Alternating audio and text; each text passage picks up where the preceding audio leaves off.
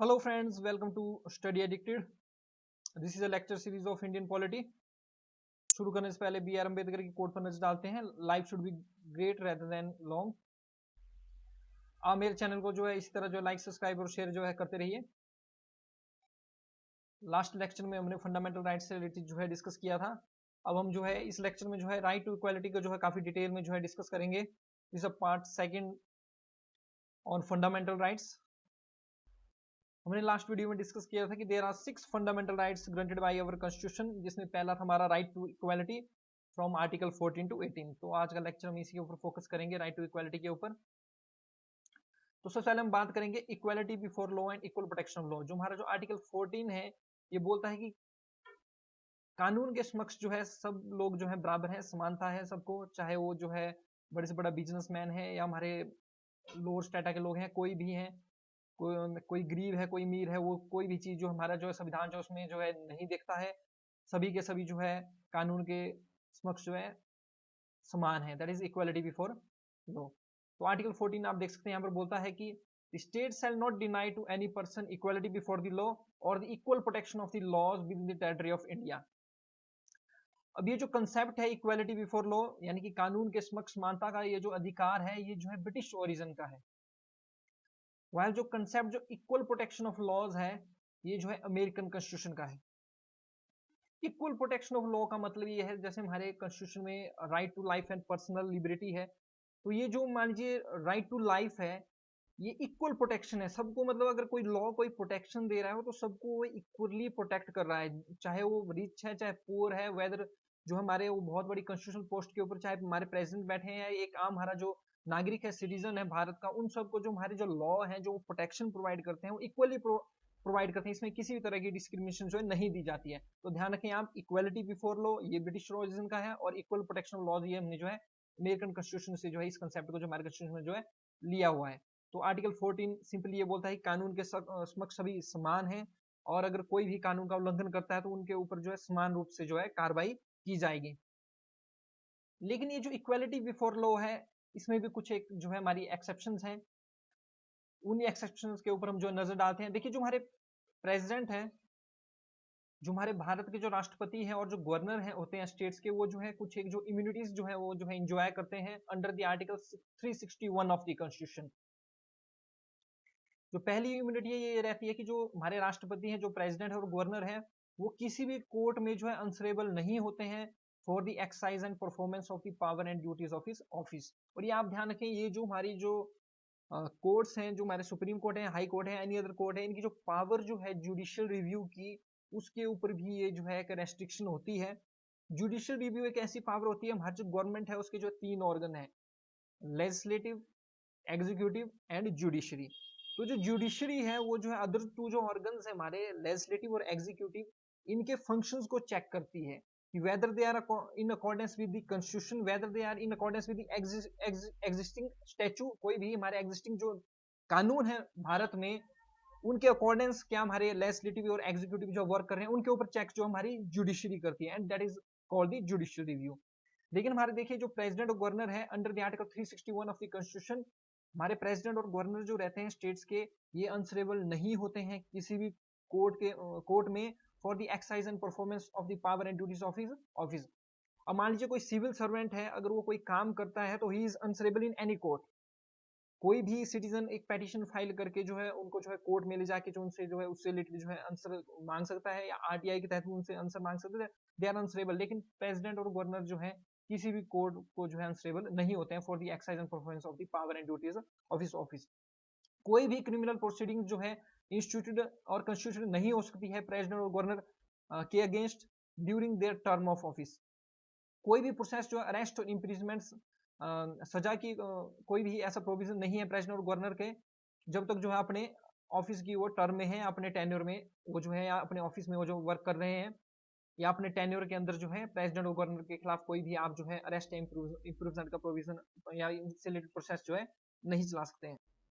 कोई भी civil proceeding जो है प्रेसिडेंट और गवर्नर के खिलाफ जो है इंस्टीट्यूटेड नहीं हो सकती है इनके टर्म ऑफ ऑफिस के दौरान। टर्म ऑफ ऑफिस के बाद जो इनका टर्म ऑफ ऑफिस जैसे 5 साल का जो प्रेसिडेंट का रहता है, तो that is term of office. In respect of any act, कोई भी एक्ट कोई भी काम करते हैं, चाहे वो उनकी पर्सनल कैपेसिटी में हो चाहे इनके द्वारा वो जो है ऑफिस में एंटर होने से पहले ही क्यों ना वो कार्य किया गया हो, फिर भी कोई भी सिविल प्रोसीडिंग जो नहीं दी जा सकती है। अगर इनके खिलाफ कोई पर्सनल एक्ट इन्होंने जो अपने ऑफिस में आने से पहले किया है, अगर उनसे रिलेटेड कोई भी प्रोसीडिंग करनी है तो सबसे पहले इनको जो नोटिस देना पड़ेगा, और उस नोटिस के 2 महीने के बाद जो उस प्रोसीडिंग्स को जो है उनके खिलाफ जो है कर सकते हैं। देखिए आर्टिकल 361A जो है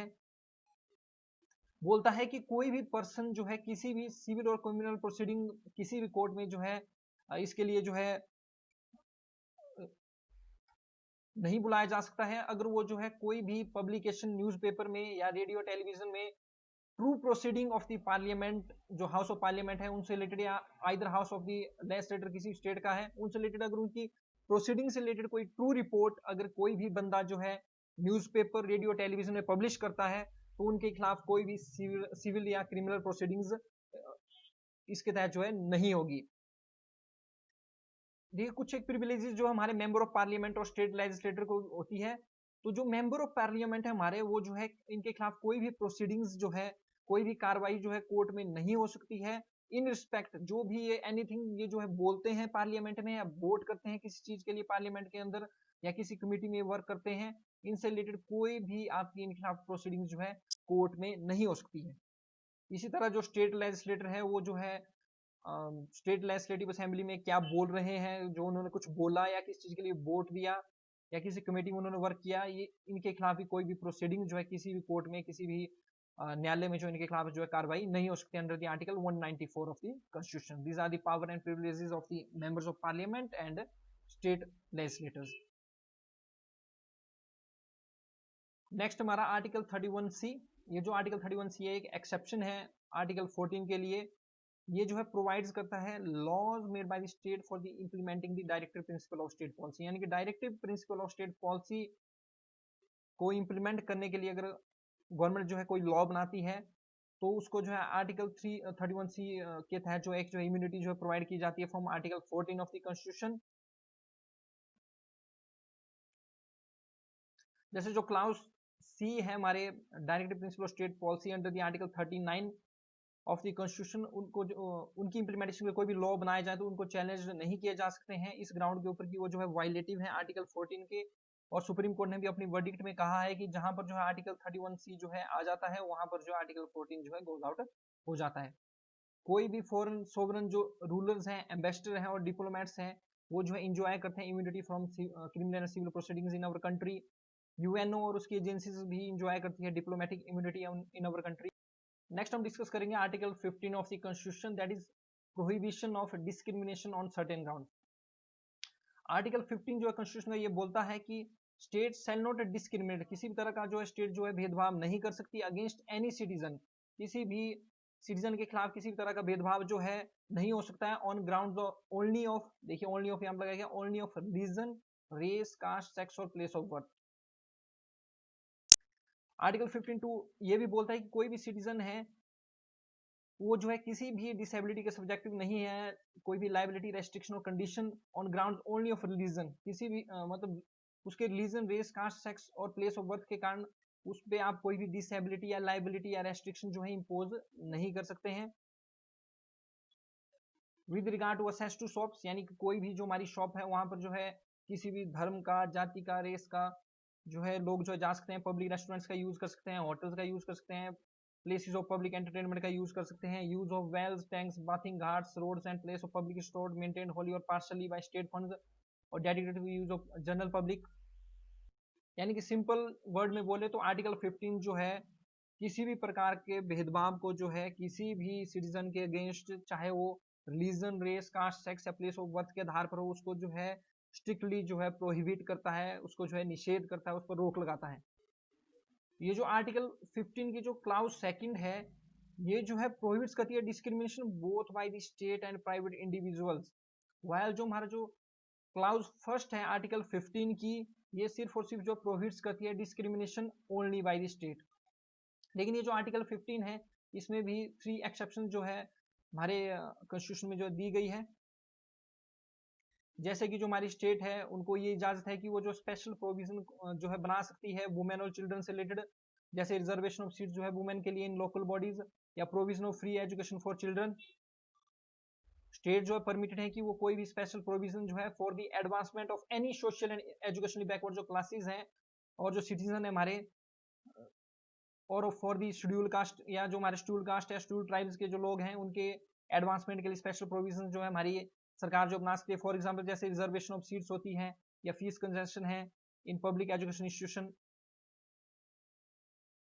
इसी प्रकार स्टेट जो है इंपावर्ड है कि वो कोई भी स्पेशल प्रोविजन जो है for the advancement of any social and education backward classes जो है या इनके सिटीजन के या शेड्यूल कास्ट या शेड्यूल ट्राइब्स के कोई भी एजुकेशन या बैकवर्ड जो क्लासेस हैं, इनकी admission to the education institution से रिलेटेड भी जो है, या इंक्लूडिंग इसमें प्राइवेट एजुकेशन इंस्टीट्यूशन भी आ जाते हैं, इनसे रिलेटेड भी जो है स्पेशल प्रोविजन या फॉर प्रोविजन रिजर्वेशन जैसे प्रोविजन जो है सरकार जो है बना सकती है। कोई भी एजुकेशन इंस्टीट्यूशन एडेड और unaided by the state except the minority education institution को छोड़ के जो भी एजुकेशन इंस्टीट्यूशन है उनमें एडमिशन में भी रिजर्वेशन या special provision regarding the SC ST या अदर एजुकेशनल या इकोनॉमिकली बैकवर्ड सेक्शन के लिए जो इसमें जो है सरकार जो है कानून बना सकती है। 77th कॉन्स्टिट्यूशन अमेंडमेंट 1994 ने जो है क्लाउज 4 जो है इंसर्ट की आर्टिकल 16 में, जिसने इनेबल्स किया स्टेट को to make any law regarding reservation in promotion for SC ST, यानी कि प्रमोशन में भी जो है रिजर्वेशन जो है SC ST को जो है इसमें जो है देने का जो है प्रोविजन जो है डाला गया।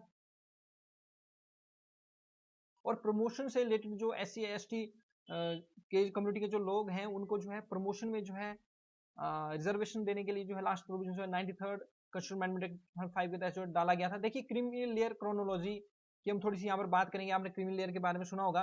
1980 में देखिए मंडल कमीशन रिपोर्ट्स आती है, वो रिकमेंड्स करती है कि 27% रिजर्वेशन जो है ओबीसी क्लासेस के लिए जो जॉब्स में होना चाहिए। 1990 में जो वीपी सिंह गवर्नमेंट है वो डिक्लेयर कर देती है कि ये जो रिजर्वेशन 27% की government jobs for the OBC के लिए। 1991 में नरसिंहा राव गवर्नमेंट आती है और ये बोलती है कि 27% जो कोटा है ओबीसी के लिए वो सिर्फ और सिर्फ पूरा सैंक्शन होगा, क्रीमी लेयर का कंसेप्ट इंट्रोड्यूस हो जाता है। और बाद में इंदिरा स्वामी जजमेंट आती है 1992 में और कोर्ट जो है अपहेल्ड कर देता है government moves to proclaim that advance section among the OBC that is creamy layer must be exclude, इनको जो बाहर निकाल देना चाहिए from the list of beneficiaries of reservation. ठीक है, it also held that the concept of creamy layer must be excluded for SC ST। देखिए last year 2019 को क्या होता है कि सितंबर 26 में जो है एक 5 जज बेंच की एक जो है वर्डिक्ट आती है जनरल सिंह केस, जिसमें जो है अनैनिमसली होता है सर्वसम्मति से। तो जिसमें सर्वसम्मति से ये एग्रीड किया जाता है कि जो 2006 की जो जजमेंट थी अनदर 5 बेंच की इन M नागराज केस, जिसने अपहेल्ड किया था application of creamy layer principle in promotion, इसको जो अपहेल्ड कर दिया गया। देखिए तो बात ये थी कि जो SC ST से रिलेटेड जो प्रमोशन की बात जो सर्विसेज में थी उससे रिलेटेड सुप्रीम कोर्ट ने ये कहा कि इसमें भी जो है क्रीमी लेयर का कंसेप्ट जो है डाल देना चाहिए। यहाँ पर आप ध्यान रखें, मैं सिर्फ और सिर्फ जो प्रमोशन की बात कर रहा हूँ, क्रीमी लेयर का कंसेप्ट जो है SC ST से रिलेटेड रिजर्वेशन में एक्सक्लूडेड है। क्रीमी लेयर का कंसेप्ट रिजर्वेशन में सिर्फ और सिर्फ ओबीसी कम्युनिटीज के लोगों के लिए है सोफार, और SC ST के लिए कोई भी क्रीमी लेयर का कंसेप्ट जॉब्स रिजर्वेशन में नहीं है। लेकिन यहाँ पर बात आती है प्रमोशन की, तो इसमें लास्ट ईयर 26 सितंबर को जो है 5 जज बेंच ने जो जनरल सिंह केस में जो है ये माना कि जो 2006 में जो सुप्रीम कोर्ट की जो वर्डिक्ट है वो सही थी, और ये जो प्रिंसिपल है क्रीमी लेयर का ये जो है प्रमोशन में जो ये जो अप्लाई होना चाहिए। अब इसमें देखिए आप थोड़ी सी केस हिस्ट्री के ऊपर नजर डालते हैं। पास्ट वर्डिक्ट देखिए, जो 9 जज बेंच था इंदिरा स्वामी केस 1992, इसमें सुप्रीम कोर्ट ने ये बोला कि जो SC और ST है ये मोस्ट बैकवर्ड है among the backward classes. once part of the presidential list under the article 341 and 342 there is no question of showing their backwardness again। Article 341 में आपको शेड्यूल कास्ट से रिलेटेड जो है ये आर्टिकल है, और आर्टिकल 342 जो है शेड्यूल ट्राइब से रिलेटेड जो है आर्टिकल है। तो इंदिरा स्वामी केस में सुप्रीम कोर्ट ने ये कहा कि जो SC और ST है ये मोस्ट बैकवर्ड है अमंग द बैकवर्ड क्लासेस, और एक बार अगर ये प्रेसिडेंशियल लिस्ट जो है SC ST के अंडर दी आर्टिकल 341 और आर्टिकल 342 के तहत, तो इसके बाद कोई भी क्वेश्चन ये नहीं होता है कि उन्होंने अपनी बैकवर्डनेस जो है दोबारा शो करनी है। उसके बाद जो है 2006 में जो हमारे पास जो है M नागराज केस हुआ, जिसमें 5 जज बेंच ने जो है सुप्रीम कोर्ट ने ये बोला कि जो कोटा बेनिफिट है it should go to the weakest of the weak and not be snatched away by the members of the class who are in the top creamy layer of that class. 5 जज bench ने 2018 general Singh case में ये कहा कि ये जो creamy layer जो है इंश्योर करती है कि deserving among the SC ST get the benefits of reservation. तो 2018 में जर्नल सिंह केस ने ये बोला कि अगर क्रीमी लेयर कंसेप्ट ये पक्का कर देती है कि जो डिजर्विंग है SC ST में वही जो है बेनिफिट ऑफ रिजर्वेशन जो है ले। क्रीमी लेयर जो है ये इन केस ऑफ ओबीसी में जो है क्रीमी लेयर में कौन कौन जाते हैं, जैसे पर्सन कोई जैसे हमारे प्रेसिडेंट है, वाइस प्रेसिडेंट है, या कोई भी कॉन्स्टिट्यूशनल पोस्ट वो होल्ड कर हैं, जजेस of SC SC, chairman members of UPSC, state public service commissions, chief election commissioner, CAG, computer auditor general etcetera. Group A class 1 and group B class 2 officers of all India central and state services and employees holding equivalent post in the public sector units, banks, insurance organizations, university, etc. and also in private employment. Person who are in the rank of colonel and above in the army and equivalent post in the navy and air force and paramilitary forces. Professions like doctor, lawyer, engineer, artist, author, consultant, so on. Person engaged in trade, business, and industry. People holding agricultural land above a certain limit and vacant land or building in urban areas. और अब जो है annual income जो है 8 लाख जो है since 2017 से जो है कर दी गई है। ध्यान रखें इसमें क्लास 3 और क्लास 4 के एम्प्लॉइज जो है क्रीमी लेयर्स में नहीं आते हैं। अगर वो ओबीसी का बेनिफिट ले रहे हैं तो उनको जो कंटिन्यूस जो ओबीसी का बेनिफिट मिलता रहेगा। इसमें ये एक्सेप्शन ये है कि मान लीजिए कोई क्लास 3 पोस्ट में जॉब कर रहा है, उसकी इनकम जो 8 लाख से भी एग्जिस्ट कर रही है, फिर भी उनको जो है ओबीसी का बेनिफिट जो है मिलता है। नेक्स्ट अंडर द आर्टिकल 16 के तहत equality of opportunity in public employment, तो कोई भी पब्लिक एम्प्लॉयमेंट की अपॉर्चुनिटी है तो उसमें जो है समानता का अधिकार जो दिया गया है। आर्टिकल 16 ये बोलता है कि ये प्रोवाइड्स करता है for equality of opportunity for all citizen in matter of employment और appointments to any office under the state. इसमें ये बोला गया है कि कोई भी सिटीजन है उसके खिलाफ कोई भी उसके साथ कोई भी भेदभाव जो है नहीं किया जा सकता है और उसको जो इनएलिजिबल इस आधार पर जो घोषित नहीं किया जा सकता है कि वो जो है किसी certain region, race, caste, descent place और प्लेस बर्थ और रेजिडेंस से बिलोंग करता है। यानी कि सिंपल वर्ड्स में आप बोलें, कोई भी पब्लिक एम्प्लॉयमेंट की अपॉर्चुनिटी है उसमें किसी प्रकार का धर्म, जाति, रेस या प्लेस ऑफ बर्थ या रेजिडेंस के आधार पर कोई भी भेदभाव जो है नहीं किया जा सकता। लेकिन इसमें जो है 3 एक्सेप्शन जो है दी जाती है equality of opportunity in public employments में। पहली ये रहती है कि पार्लियामेंट जो है प्रिस्क्राइब कर सकती है रेजिडेंसी, क्योंकि कई जगह देखिए हमारी ट्राइबल लोग रहते हैं या कई जगह की लैंग्वेज अलग होती है, तो पार्लियामेंट जो है रेजिडेंसी भी जो है एम्प्लॉयमेंट में एक जो है कंडीशन जो आपकी जो लगा सकती है। ये जो आपकी पब्लिक एम्प्लॉयमेंट रिक्वायरमेंट्स एक्ट 1957 के तहत होता है, लेकिन ये जो एक्सपायर्ड हो गया था 1974 में, और ऐसा अब कोई भी प्रोविजन जो है आंध्र प्रदेश और तेलंगाना को छोड़कर किसी स्टेट में नहीं है। स्टेट जो है प्रोवाइड कर सकती है रिजर्वेशन ऑफ अपॉइंटमेंट्स और post in favour of any backward class that is not adequately represented in the state service. Or a law can provide that the income of an office related to the religious or denominational institution or a member of its governing body should belong to a particular religion or denomination। यानी कि कई जगह कुछ एक जो religious जो post है वहां पर जो है पर्टिकुलर रिलीजन के लोगों के लिए जो है रिजर्वेशन जो है अप्लाई की जा सकती है। जैसे हमारे आर्मी में जो है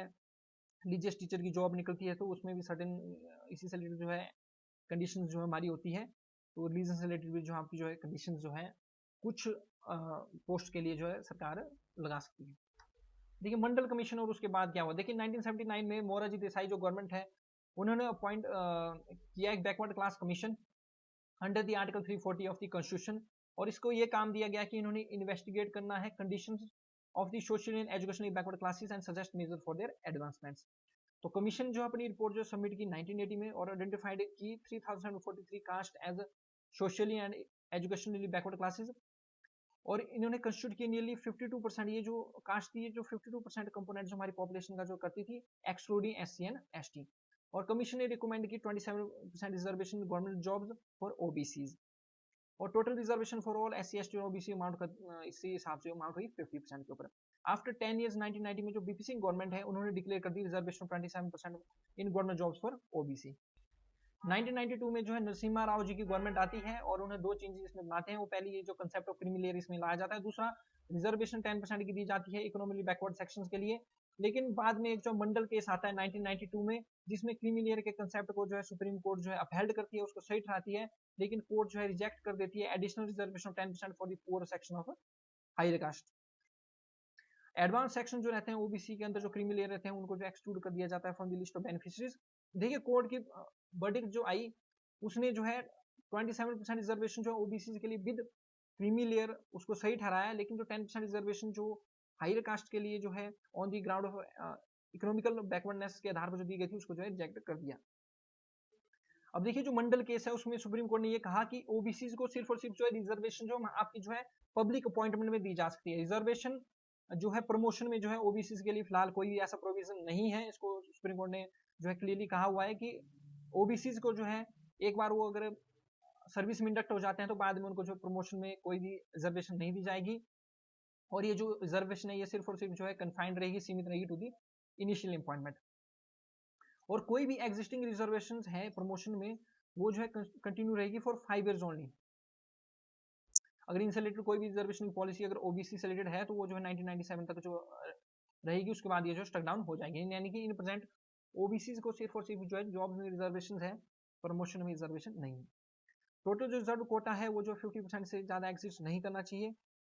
एक्सेप्ट कुछ एक इसमें एक्स्ट्रा ऑर्डिनरी सिचुएशन जो हो सकती है। और कैरी फॉरवर्ड रूल जो रहा इन केस ऑफ अनफिल्ड जो बैकलॉग, कोई भी अनफिल्ड जो हमारी वैकेंसी उसमें कैरी फॉरवर्ड रूल जो है वैकेंसीज के लिए वैलिड किया सुप्रीम कोर्ट ने, लेकिन कहा कि कैरी फॉरवर्ड रूल या जो बैकलॉग जो वैकेंसीज रहती है उसमें जो है 50% ये जो सेलिंग है ये जो है वैलिड रहेगी। और सुप्रीम कोर्ट ने ये भी कहा कि एक जो परमानेंट जो स्टैट्यूटरी बॉडी है वो जो इस्टेब्लिश्ड की जानी चाहिए to examine the complaints of the over inclusion and under inclusion in the list of OBCs. तो इस मंडल केस की रूलिंग जो 1992 में आई, इसकी पालना करते हुए गवर्नमेंट जो है फॉलोइंग स्टेप्स लिए। इसमें सबसे पहले जो है रामनंदन कम्युनिटी जो है इस्टेब्लिश की गई, जिसमें जो है आइडेंटिफाई करना था क्रिमिलियस अमंग दी ओबीसी, और इसने 1993 में जो है अपनी रिपोर्ट्स दी जिनको एक्सेप्ट किया गया। National commission for backward classes को इस्टेब्लिश किया गया 1993 में। पहले ये स्टैट्यूटरी बॉडी थी, लेकिन बाद में 123rd constitution amendment bill 2018 and 2nd constitution amendment act के तहत जो इसको जो है कॉन्स्टिट्यूशनल बॉडी बना दिया गया under the article 338 of the constitution. Under the article 338 आपको जो है national commission for scheduled caste मिलेगा। Under the article 338 of the constitution आपको जो है national commission for scheduled tribes मिलेगा। And under the article 338 of the constitution आपको जो है national commission for backward classes मिलेगा। इनिशियली जो है national commission for scheduled caste and scheduled tribes जो है एक ही बॉडी थी, लेकिन बाद में 89th कॉन्स्टिट्यूशन अमेंडमेंट 2003 हुआ, जिसके तहत जो है नेशनल कमीशन जो शेड्यूल्ड कास्ट और शेड्यूल्ड ट्राइब था इसको बायफिगरेटेड कर दिया गया और दो अलग अलग कमीशन जो है बना दिए गए। National commission of scheduled caste और national commission of scheduled tribes के जो है अलग अलग कमीशन जो है आपको जो है देखने को मिलते हैं। अब देखिए बाद में गवर्नमेंट जो है नलीफाई सुप्रीम कोर्ट की जजमेंट को जो है नलीफाई करने के लिए और रिजर्वेशन जो है प्रमोशन में देने के लिए जो है 77th जो अमेंडमेंट एक्ट 1995 जो लाई, जिसने एक नया प्रोविजन जो है 16 में डाला, जिसने स्टेट को ये इंपावर किया कि वो जो है रिजर्वेशन जो है प्रमोशन में जो है किसी सर्विस में जो है दे सकता है in favour of SC and ST जो कि एडुकेटेड रिप्रेजेंटेड नहीं है स्टेट सर्विस में। अगेन 85th कॉन्स्टिट्यूशन अमेंडमेंट 1 हुआ, जिसने कंसिक्वेंटल सीनियोरिटी का कंसेप्ट जो है इन केस ऑफ प्रमोशन जो है डाला। और बाद में ये जो कंसिक्वेंटल सीनियोरिटी का ये जो कंसेप्ट है इसको जो है सुप्रीम कोर्ट ने in D K Pabirita versus state of Karnataka में इसको जो है सही माना। और ये जो कंसिक्वेंटल सीनियोरिटी है इसका मतलब ये है कि जो सीनियोरिटी, जैसे मान लीजिए किसी की प्रमोशन होती है, डेट ऑफ प्रमोशन से जो आपको सीनियोरिटी मिलती है उसको कंसिक्यूटिव सीनियोरिटी जो है बोली जाती है। प्रोमोटेड कैडर, मान लीजिए आप जो है कि मान लीजिए क्लास 3 में थे, आप क्लास 2 में प्रमोटेड हुए तो क्लास 2 का कैडर आपका अलग चलेगा, और उसमें जिस दिन से आप प्रमोट हुए उस दिन से आपको जो है कंसिक्वेंटियल सीनियोरिटी जो उसमें जो आपको दी जाएगी। अब देखिए आप ये देखते हैं कि बैकलॉग से कुछ एक वैकेंसीज निकलती है, लेकिन उसमें जनरल कैटेगरीज की समटाइम्स जो है सीट्स काफी कम होती है। ये प्रोविजन जो है हमारी गवर्नमेंट ने 81st अमेंडमेंट एक्ट 2000 के तहत डाला, और बैकलॉग वैकेंसी से रिलेटेड जो मंडल केस 1992 में जो सुप्रीम कोर्ट की वर्डिक्ट थी उसको जो है नलीफाई किया। अब जो है इसमें ये जो 50% जो सेलिंग थी रिजर्वेशन बैकलॉग वैकेंसीज ऐसा नहीं है। अब जो है हमारी जो स्टेट है वो कंसीडर कर सकती है Anfield reserve vacancies of a year as a separate class of vacancies। 76th amendment act 1994 होता है, जिसमें जो तमिलनाडु रिजर्वेशन एक्ट जो है 1994 का उसको जो 9th शेड्यूल में जो डाल दिया जाता है to protect it for judicial review as it provided for 69% reservation for existing the 50% ceiling. देखिए recently 103rd constitution amendment act जो है आपका आया 2019 का, जिसने 10% रिजर्वेशन जो आपकी इकोनॉमिकली वीकर सेक्शन को जो प्रोवाइड की in addition to the central government run education institution and private education institution except for minority education institution and for employment in central government jobs. और स्टेट गवर्नमेंट को इसमें option दिया गया कि आप इस रिजर्वेशन को अपना भी सकते हैं, नहीं भी अपना सकते हैं, लेकिन कुछ स्टेट ने इसको जो है चूज किया हुआ है, इसको इंप्लीमेंट करने का जो है इसको जो चूज किया हुआ है। देखिए जुडिशियल रिव्यू मैंने आपको इनिशियली बताया कि जो हमारी जुडिशरी है वो हमारी जो लेजिस्लेटिव और एग्जीक्यूटिव जो अदर 2 ऑर्गन्स है हमारी गवर्नमेंट के, उनके जो वर्क्स रहते हैं, उनके जो एक्शंस रहते हैं, उनको जो चेक करती है कि whether they are in accordance with the constitution, whether they are in accordance with the existing statute, whether they are in accordance with the existing laws. अगर वो जो है हमारे एग्जिस्टिंग लॉज या कॉन्स्टिट्यूशन के अगेंस्ट होते हैं तो सुप्रीम कोर्ट या अदर कोई भी कोर्ट हमारी कंट्री की है इनको जो है नल एंड वॉइड जो डिक्लेयर कर सकती है। That is the judicial review. अब जुडिशियल रिव्यू से रिलेटेड जो है बहुत ही इंपॉर्टेंट हमारी वर्डिक्ट है, that is in IR Coelho case 2007। तो आईआर कोयलो केस 2007 में सुप्रीम कोर्ट ने ये बोला कि कोई भी ब्लैंकेट इम्यूनिटी जो है जुडिशियल रिव्यू से जो है आप जो है 9th शेड्यूल में जो है किस चीज को डाल देते हैं तो उससे कोई भी ब्लैंकेट इम्यूनिटी जो उस लॉ को नहीं मिलती है, क्योंकि जुडिशियल रिव्यू जो है एक बेसिक फीचर है कॉन्स्टिट्यूशन का एंड इसको जो है टेकन अवे नहीं किया जा सकता है। भैया आप जो है सिर्फ और सिर्फ जो 9th शेड्यूल में किसी लॉ को डाल रहे हैं और आप बोल रहे हैं कि ये जुडिशियल रिव्यू के बाहर हो जाएगा, ऐसा आप नहीं कर सकते हैं। और सुप्रीम कोर्ट ने यह भी कहा कि जो भी लॉ प्लेस्ड है under the 9th schedule after 24th April 1973 they are subjected to the judicial review if they are violated the fundamental rights granted under the 14, 15, 19 and 21 of the constitution और basic structure of the constitution. It was on, देखिए ये जो है अप्रैल 24, 1973 का दिन ये था जिस दिन सुप्रीम कोर्ट ने जो हिस्टोरिकल वर्डिक्ट जो है केशवानंद भारती केस में जो है दी थी, जिसमें जो है सुप्रीम कोर्ट ने ये बोला था कि जिसमें सुप्रीम कोर्ट ने जो है basic structure basic feature of the constitution doctrine को जो है पुट अप किया था और कहा था कि कहा था कि पार्लियामेंट के पास जो पावर है to amend the constitution with article 368 of the constitution, ये पार्लियामेंट को इंपावर नहीं करती है कि वो जो बेसिक फीचर या basic structure of the constitution को जो है अमेंड करें। इस कारण ये जो इस कारण हम बोल सकते हैं कि जो तमिलनाडु रिजर्वेशन एक्ट 1994 का है, ये इस टाइम जो 9th शेड्यूल में डाला गया है बाय द 76th अमेंडमेंट 1994, ये जो है सब्जेक्ट है टू जुडिशियल रिव्यू। यानी कि 24 अप्रैल 1973 के बाद जो भी लॉ आपके 9th शेड्यूल में डाले गए हैं, now they are subject to the judicial review. Next हमारे पास वायलेशन ऑफ अनटचेबिलिटी। तो आर्टिकल 17 क्लियरली ये बोलता है कि जो अनटचेबिलिटी है, जो किन्हीं को मतलब आप किसी को अछूत नहीं डिक्लेयर कर सकते हैं। अनटचेबिलिटी जो है ये जो है स्ट्रिक्टली जो है प्रोहिबिट है और इसकी प्रैक्टिस किसी फॉर्म में जो है आपकी प्रोहिबिट है। और किसी प्रकार की डिसेबिलिटी आप किसी के ऊपर जो है उसकी अनटचेबिलिटी के आधार पर जो है नहीं डाल सकते हैं। ये जो है एक ऑफेंस होगा, एक अपराध होगा इन अकॉर्डेंस विद लॉ। और इसकी इन्फोर्समेंट के लिए 1976 में जो अनटचेबिलिटी ऑफेंस एक्ट 1955 जो है लाया गया, जिसको कॉम्प्रिहेंसिवली जो है बाद में अमेंड करके प्रोटेक्शन ऑफ सिविल राइट्स 1955 जो है लाया गया, जिसमें जो इनलार्ज कर दी scope and make penal provision more strident. एक ने डिफाइन किया civil rights as any rights acquiring to a person by person of the violation of untouchability by the article 17 of the constitution. देखिए जो term untouchability है ये जो है define नहीं है हमारे कॉन्स्टिट्यूशन के अंदर, हमारे संविधान के अंदर, लेकिन मैसूर हाई कोर्ट ने अपनी वर्डिक्ट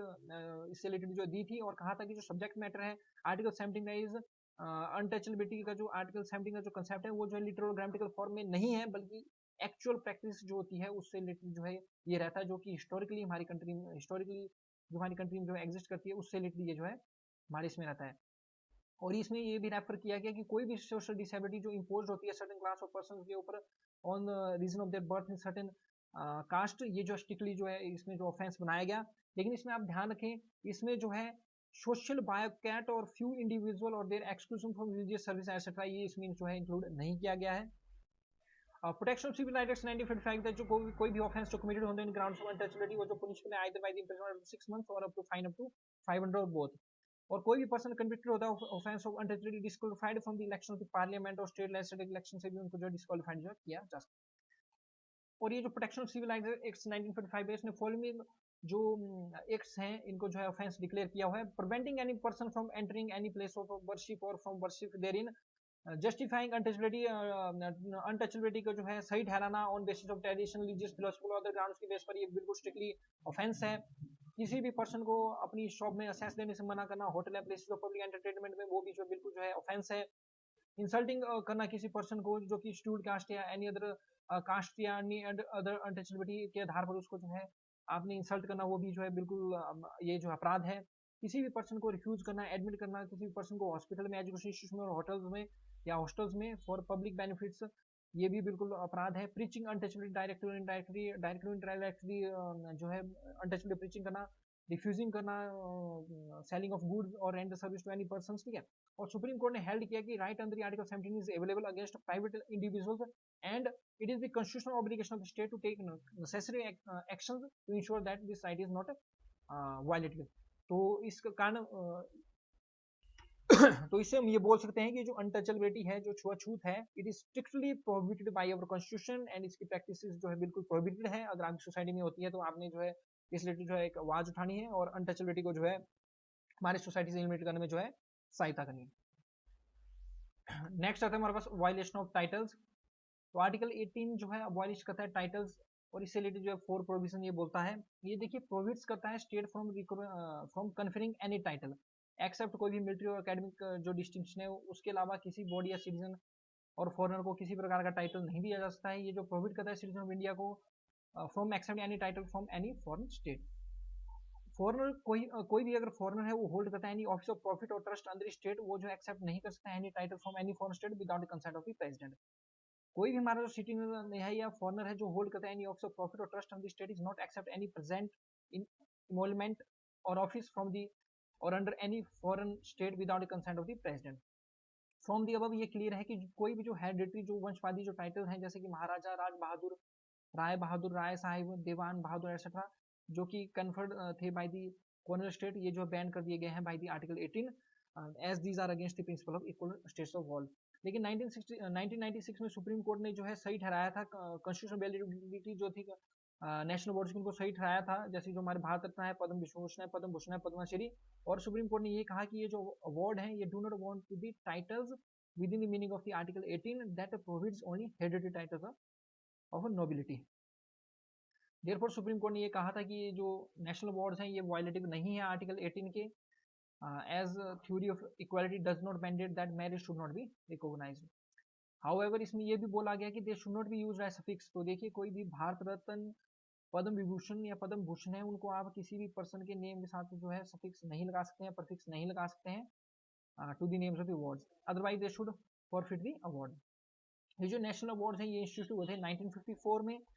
लेकिन जनता पार्टी ने जो है इनको जो है अंडर दी मोरारजी देसाई जो 1977 में डिसकंटिन्यू किया था, लेकिन बाद में 1980 से ये जो दोबारा से जो इंदिरा गांधी गवर्नमेंट द्वारा जो है दोबारा से जो है इंस्टीट्यूट कर दिए गए। तो that's the end of video friends. Like subscribe और शेयर करते रहिए, दूसरों की हेल्प भी करते रहिए। मेरे वीडियोस को ज़्यादा से ज़्यादा लाइक सब्सक्राइब और शेयर कीजिए, चैनल को सब्सक्राइब करना मत भूलिए। Thanks very much for listening. जय हिंद, जय भारत।